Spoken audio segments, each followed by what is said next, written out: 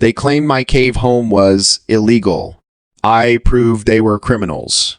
A 72-year-old HOA president tried to bulldoze my home off a cliff.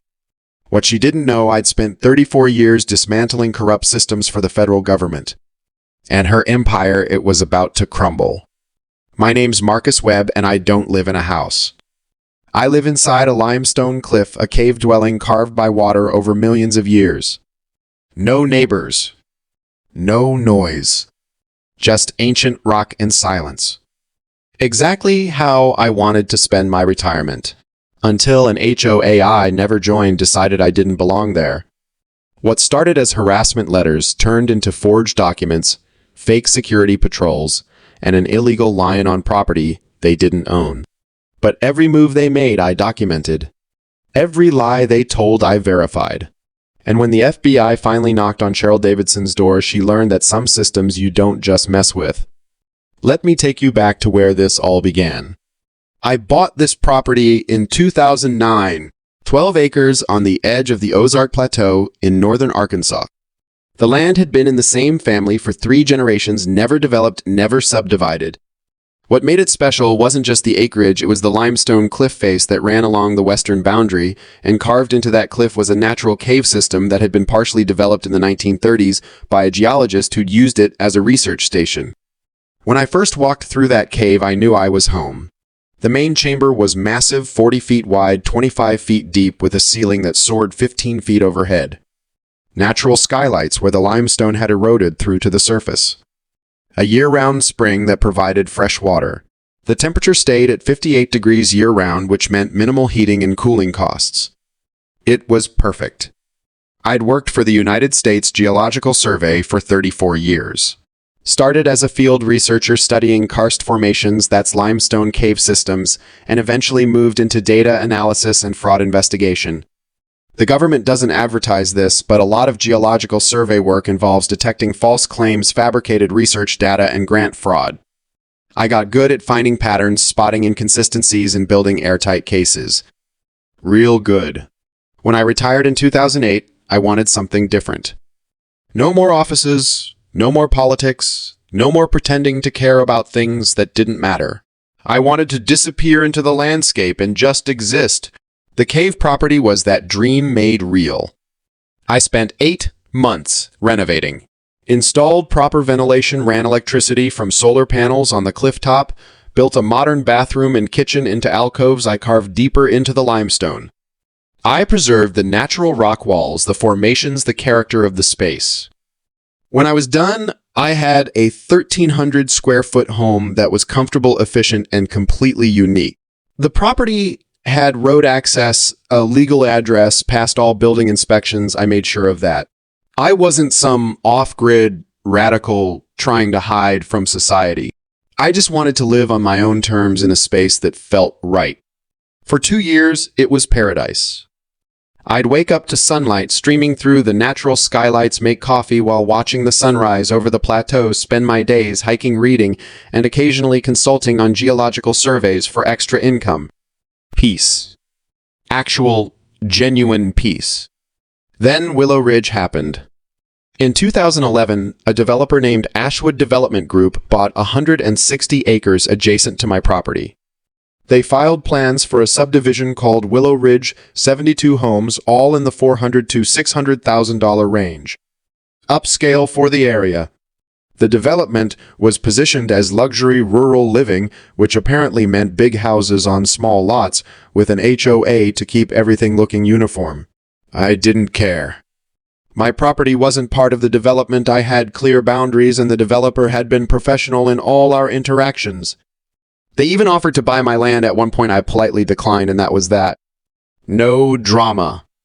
Construction started in 2012. By 2014, most of the homes were occupied, and that's when things got weird. I started noticing people on my property, not constantly, but enough to be noticeable. Hikers who'd somehow wandered off the subdivision trails, families having picnics near the cliff edge, a couple taking engagement photos by the cave entrance. Every time I'd politely redirect them, "This is private property, please respect the boundaries," and they'd apologize and leave.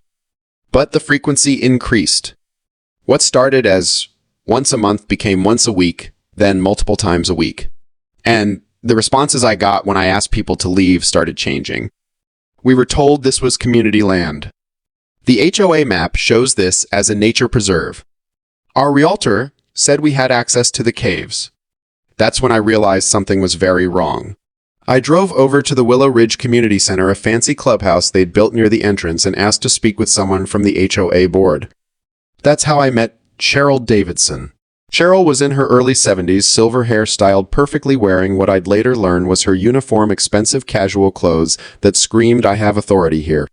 She greeted me with a smile that didn't reach her eyes. "You must be the cave gentleman. We've heard about you. I'm Marcus Webb. I own the property west of the subdivision. I'm having an issue with trespassing." Her smile didn't waver. "Oh, I think there's been a misunderstanding. That area is part of our community amenities package. It's designated as a natural preserve for Willow Ridge residents." I blinked. "No, it's not. That's my private property. I own it. I live there." "I'm afraid that's not accurate." She pulled out a folder she'd been prepared for this conversation and showed me a map. It was a marketing map for Willow Ridge. And sure enough, my property was shaded in green with the label Community Nature Preserve Cave System. "This is a marketing map," I said slowly. "It's not a legal document. My property has never been part of Willow Ridge. Mr. Webb, I've been president of this HOA since its inception in 2012. I can assure you that all of our community boundaries and amenities were properly established. If you're living on community property, that's something we'll need to address." At the time, I thought I was just dealing with an honest misunderstanding. That's the first time in my life I didn't know I was documenting a criminal conspiracy. "I have the deed to my property," I said, keeping my voice level. "It's recorded at the county clerk's office. It clearly shows my boundaries. Your development doesn't touch my land at any point." Cheryl's expression didn't change. "I think you'll find that's not quite accurate. But I appreciate you bringing this to my attention. I'll have our attorney review the matter and get back to you." I left that meeting with an uneasy feeling in my gut. 3 decades of investigating fraud had taught me to recognize patterns, and something about Cheryl's confidence, her immediate preparation with that map, her dismissal of documented property rights felt wrong. I went straight to the county clerk's office. I pulled every document related to my property and the Willow Ridge development. My deed, their plat maps, any easements or right-of-way agreements. I spent 4 hours going through everything. The results were unambiguous. My property had never been part of the development. There were no easements, no shared access agreements, no legal mechanism for Willow Ridge to claim any rights to my land. The boundary between my property and theirs was clearly marked and had never been in dispute. But here's what I found that was interesting. In the original Willow Ridge marketing materials filed with the State Real Estate Commission, my property appeared in the background of several photos. Sunset shots over the plateau with my cliff visible. Artistic renderings showing homes with views of natural cave formations. The developer had used my property to sell houses without ever owning or having rights to it. That's when I understood this wasn't incompetence. This was systematic fraud. Now, this next part gets technical, but stay with me because what I found in these documents would eventually put handcuffs on people. I started building a file. Every document, every photo, every interaction. I installed trail cameras at strategic points around my property boundary. I documented every instance of trespassing with timestamps, photos, and notes. I created a timeline of when the false claims started and how they evolved. 2 weeks after my meeting with Cheryl, I received a letter. Official HOA letterhead signed by Cheryl Davidson as president. The content was breathtaking in its audacity. The letter informed me that I was in violation of multiple HOA bylaws. Unauthorized structure on community property. Failure to pay HOA dues. Failure to submit architectural plans for approval. The list went on. The letter demanded I either 1. Submit to HOA authority and pay 3 years of back dues plus penalties totaling over $11,000, or 2. Vacate the property within 30 days. They were trying to evict me from land they didn't own using authority they didn't have. I called a property attorney. Her name was Laura Mendel, and she'd been practicing real estate law in Arkansas for 20 years. I showed her everything: my deed, the HOA letter, my documentation of the false boundary claims. Laura leaned forward, her expression serious. Marcus, in 20 years of property law, I've seen HOA overreach plenty of times. But forged claims of jurisdiction, demands for payment on property they don't own, this crosses into criminal territory. If what you're showing me is accurate, we're not just talking civil lawsuits, we're talking fraud charges. What do I do first? We respond to this letter and make it absolutely clear they have no legal standing. Then we send a formal cease and desist regarding the trespassing and false claims. And we report this to the county prosecutor's office because this isn't just a civil property dispute. This is potential criminal fraud. The response letter went out the next day. It was thorough, professional, and made our position crystal clear. I was the legal owner of the property in question. The HOA had no jurisdiction over my land. Their demands were legally baseless, and any continued harassment would result in both civil and criminal action. For about a week, things were quiet. Then, I came home one afternoon to find a survey crew on my property. They were setting up equipment, taking measurements, marking points with flags. I approached them carefully. "Excuse me, what are you doing?" The crew chief looked up from his equipment. "Property survey. We're reestablishing the boundaries for the Willow Ridge development, on whose authority HOA hired us. They said there was a dispute about where the community boundaries are." I pulled out my phone and started recording. "This is private property. The boundaries aren't in dispute. They're clearly established in recorded deeds at the county clerk's office. You're trespassing, and any survey you conduct here has no legal validity." The crew chief's confidence wavered. "Look, man, we're just doing the job we were hired for. The HOA said the HOA doesn't have authority here. I'm going to ask you once to leave. If you don't, I'm calling the sheriff." To their credit, they packed up and left. But I called Laura immediately. "They're escalating," she said. Fake survey is serious. If they try to file that with the county, that's falsification of government records. We need to get ahead of this." Laura contacted the county surveyor's office and filed a formal complaint. She provided them with copies of all the legitimate boundary documentation. She also sent another letter to the HOA, this one explicitly warning them that conducting false surveys and filing fraudulent boundary claims was a criminal offense. The HOA's response was to double down. 3 days later, I received a notice that a lion had been placed on my property for unpaid HOA dues and penalties. The lion was filed with the county recorder's office. It looked official. It had case numbers and legal language and all the trappings of legitimacy. Except it was completely fraudulent. Laura lost her mind when I showed her. "This is beyond aggressive. This is criminal. They filed a false lion on property they have no claim to. That's a felony in Arkansas. What happens now? Now we go to the county prosecutor. This isn't a matter of civil law anymore. They're committing crimes. At the time, I wondered if fighting was worth it. Then I remembered something my old supervisor at USGS used to say: when someone shows you they're willing to lie, believe them.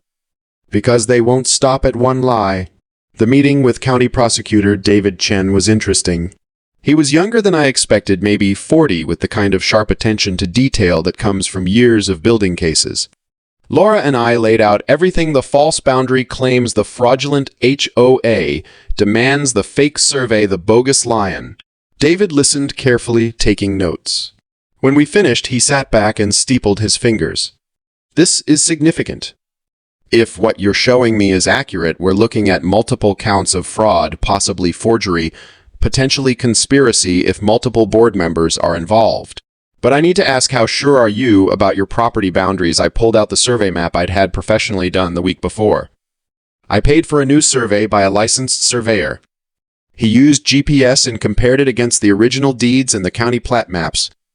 My boundaries are exactly where they've always been. The HOA's claims are false. And you have documentation of all their actions, every letter, every conversation, every trespassing incident. I have trail cam footage, time-stamped photos, the whole thing. David nodded slowly. Okay. Give me a week to investigate. I'm going to pull the HOA's corporate filings, interview some board members, and see how deep this goes. In the meantime, do not engage with them directly. Let your attorney handle all communication. That week felt like a year, but I kept documenting. My trail cameras caught HO, a residents, being given tours of my property by board members. I recorded conversations where people mentioned that Cheryl had assured them the cave system was community property. I built a timeline showing the systematic nature of the false claims. And then I found something that changed everything. I was reviewing county records online. You can access a lot of public documents now through the county website. And I decided to look at the HOA's financial filings. HOAs in Arkansas are required to file annual financial reports if they have more than 25 homes.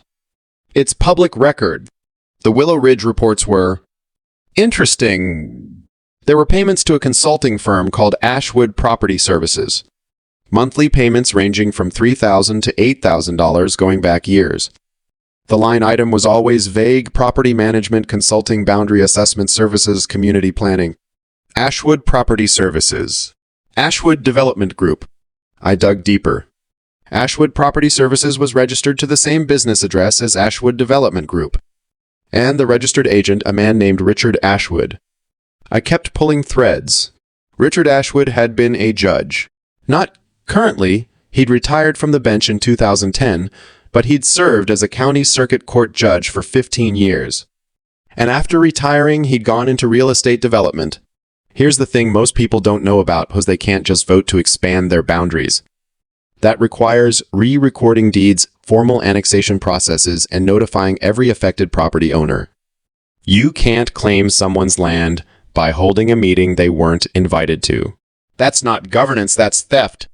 But if you had a friendly judge willing to rubber stamp false boundary claims, if you had an HOA president willing to file fraudulent liens and create fake surveys, if you had a system where the people who built the development were still profiting from it through consulting fees paid by the HOA, that's not just HOA overreach. That's organized fraud. I brought everything to David Chen.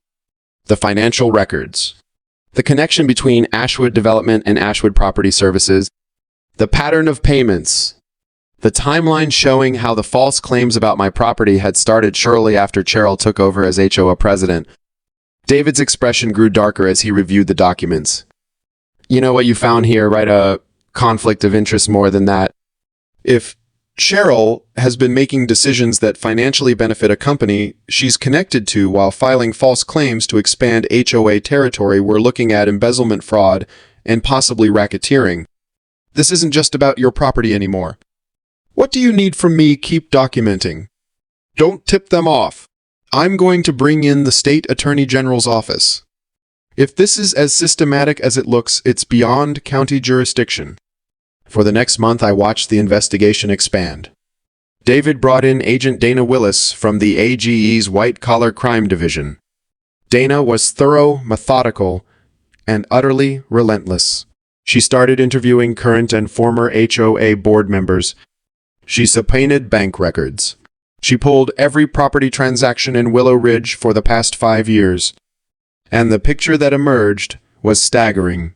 Cheryl hadn't just falsely claimed my property. Over 7 years, she'd systematically pushed the boundaries of HOA jurisdiction to include parcels that had never been part of the development. Empty lots, easements, even parts of county road right-of-way. Then she'd either charged the violators fees and fines, or in some cases initiated foreclosure proceedings for unpaid dues.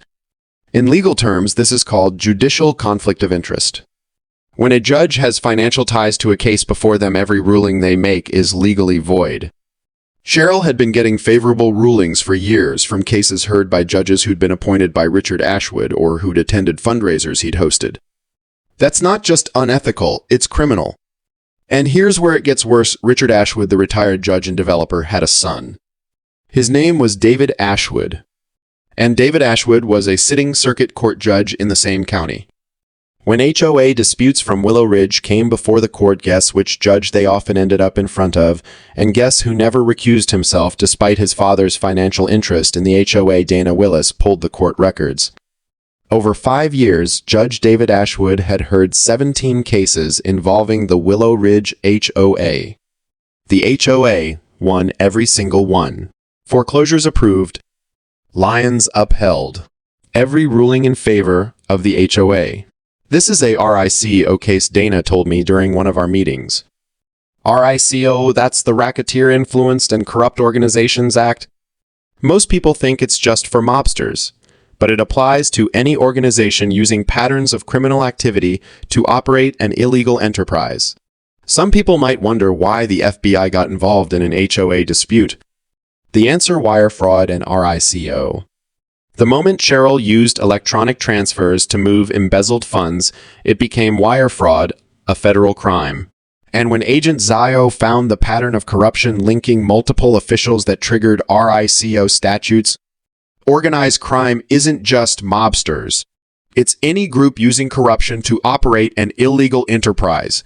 We need to involve the FBI, Dana continued. If there's a sitting judge involved and if they're using wire transfers for the embezzled funds, this crosses into federal jurisdiction. That's how I met Special Agent Michael Zio. Agent Zio was FBI white-collar crime based out of Little Rock. He was quiet, analytical, and when I showed him the full scope of what we'd documented, his expression never changed. He just nodded slowly and said, "This is prosecutable." The investigation took another 3 months. But during that time, the pressure on me increased dramatically. The HOA sent another letter demanding I vacate. They organized a community safety patrol that happened to drive past my property multiple times a day.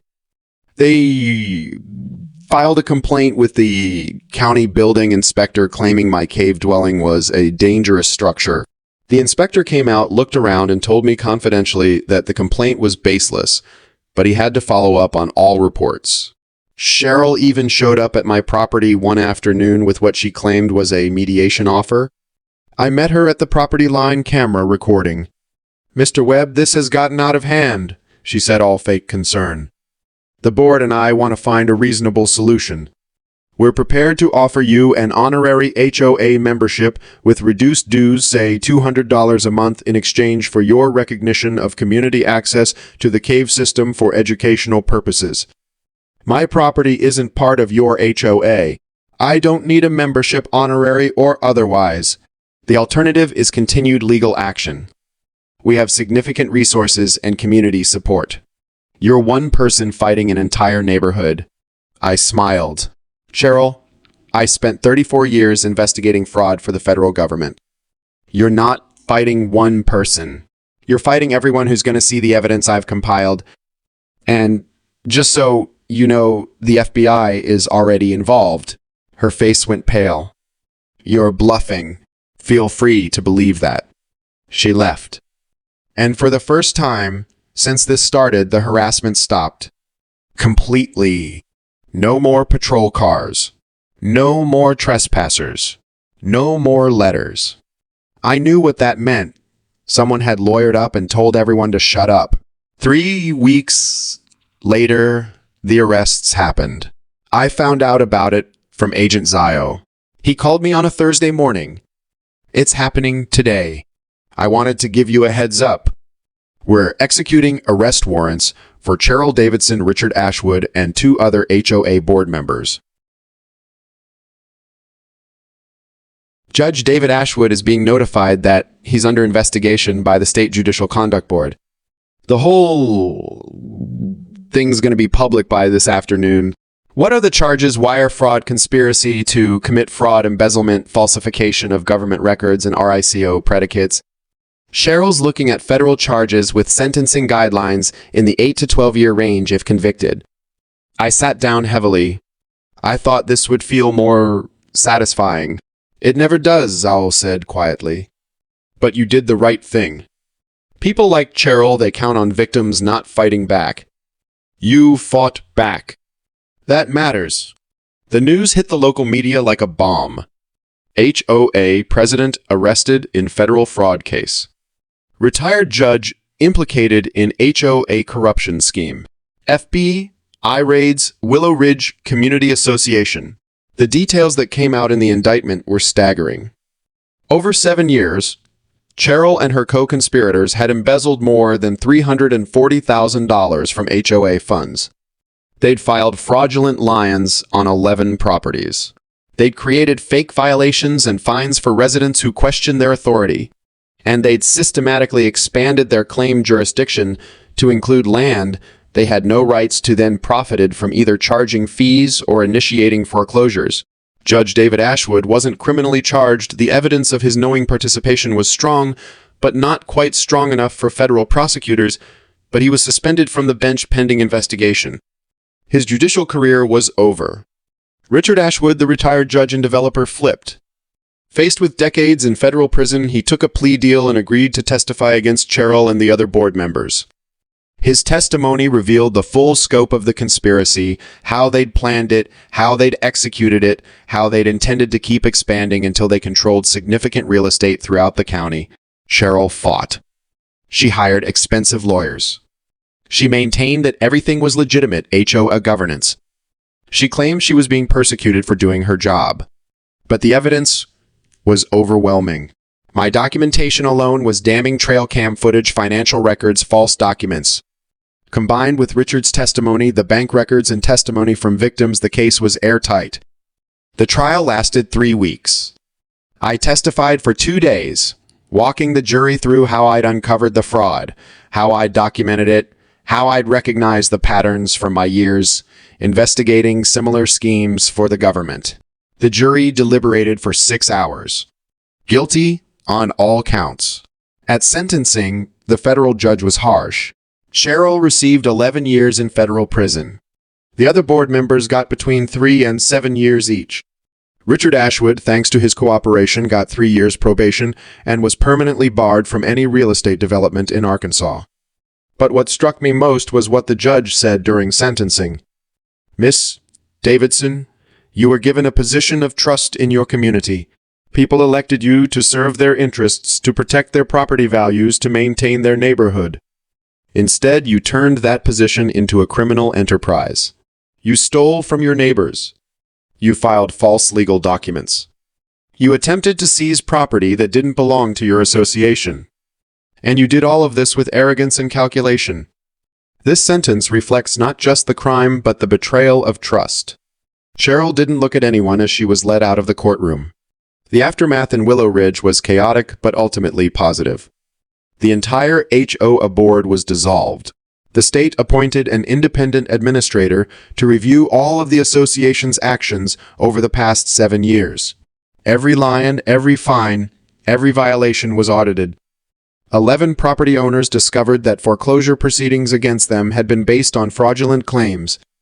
Those foreclosures were reversed. Fines totaling over $90,000 were refunded. The HOA's bylaws were completely rewritten with transparency and accountability requirements. A special election was held for a new board. A woman named Elena Vasquez ran on a platform of honest governance and transparency. Elena was a nurse practitioner who'd moved to Willow Ridge 3 years earlier and had been quietly fighting Cheryl's overreach for years. She won by a landslide. One of Elena's first acts as new HOA president was to visit me. She came alone, no entourage, no official business. Just knocked on my door one afternoon holding a folder. "Mr. Webb, I wanted to meet you properly and apologize on behalf of the community." "You don't need to apologize. You didn't do anything wrong. Maybe not personally, but our community let this happen. We elected Cheryl. We didn't ask questions when we should have. And you suffered because of our complacency. I invited her and made coffee, and we sat talking for over an hour." Elena was genuine, intelligent, and deeply committed to making sure nothing like this ever happened again. "We've implemented new bylaws," she explained. "Every financial transaction over $500 requires board approval with documented justification. We publish detailed monthly financial reports. We've hired an independent auditor. And we've made it crystal clear to every resident, if something seems wrong, speak up. Don't assume the board knows what they're doing. That's good. I said. That's how it should work. The community wants to do something for you, Elena continued. To acknowledge what you went through and to thank you for standing up when it would have been easier to just let it go. I don't need anything. I know. But would you let us do it anyway? A month later, there was a community gathering in the Willow Ridge clubhouse. Elena had invited me, and I'd agreed to come mostly because I was curious about what the new Willow Ridge looked like. The room was packed. Families, couples, elderly residents, even some kids. Elena stood at the front and gave a short speech about accountability community and the importance of standing up for what's right. Then she invited me to the front and presented me with a plaque. It was simple, elegant, with words carved into polished wood. Property isn't power. Truth is, thank you for standing up for what's right. Willow Ridge Community Association. The room applauded. Several people came up afterward to shake my hand, to apologize personally, to thank me for not giving up. One older gentleman, probably in his 80s, gripped my hand with surprising strength. I almost lost my house because of that woman, he said, his voice shaking. The foreclosure was approved, sale was scheduled. If you hadn't fought back, if you hadn't exposed what she was doing, I'd be homeless right now. Thank you. I didn't know what to say to that, so I just nodded. I installed the plaque on a wooden bench I'd built near the entrance to the cave. Not because I needed the recognition, but because it represented something important.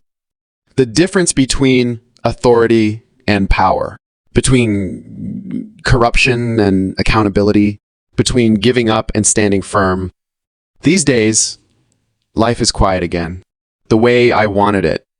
I sit on that bench sometimes and watch the sunset paint the plateau in shades of gold and crimson. My property is mine clearly and without question.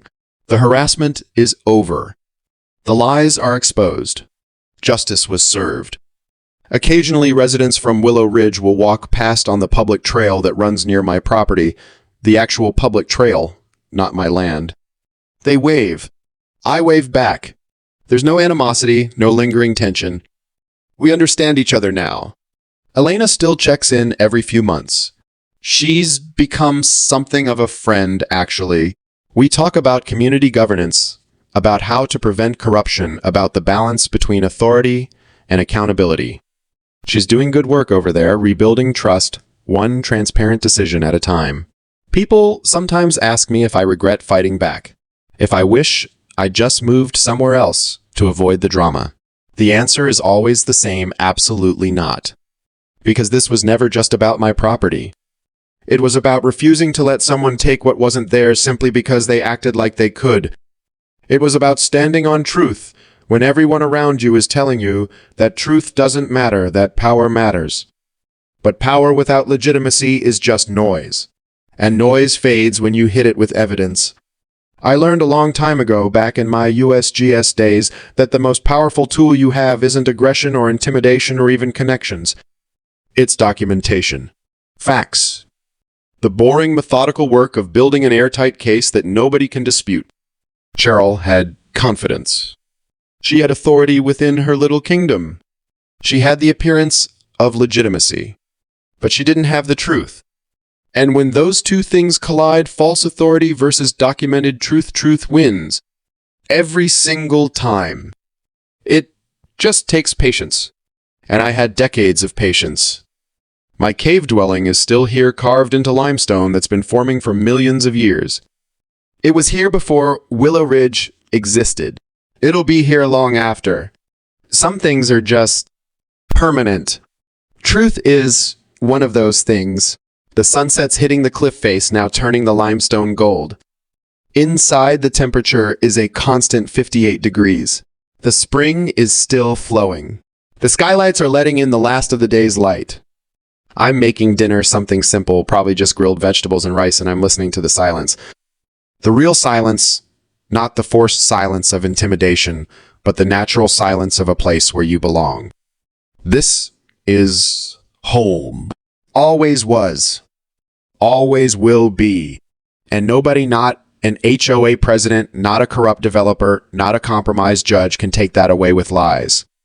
They tried to claim my cave home was illegal. Turned out they were the criminals all along. Funny how that works.